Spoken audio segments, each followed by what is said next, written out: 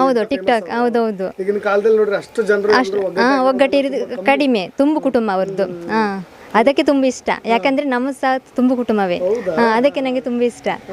ಆದ್ರೆ win ಆಗೋದಂತೂ guarantee ಅವರೇ ಅಂತ ಅನಿಸ್ತದೆ ನಮ್ಗೆ. ಅವ್ರ ಮೇಲೆ ಯಾರಾದ್ರೂ ಸಿಟ್ಟು ಮಾಡಿದಾಗ, ಕೋಪ ಮಾಡಿದಾಗ ಸಹಜವಾಗಿ ನೀವು ಅವ್ರ ಊರಿನವರೇ. ಹೌದೌದು.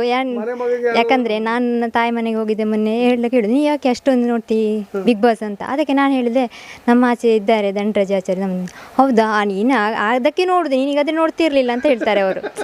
ನಿಮ್ಮೂರಲ್ಲ ಹಾಗೆ ಅಂತ. ಅದಕ್ಕೆ ನಾನು ನಮ್ಮೂರಲ್ಲಿ ತುಂಬ ಮಂದಿ ತಾಯಿ ಮನೇಲಿ ಕುಡ್ದು, ಅದಕ್ಕೆ ಅವರು ಸಹ ಈಗ ಎಲ್ಲರೂ ಅದನ್ನು ನೋಡ್ತಾರೆ ಬಿಗ್ ಬಾಸ್.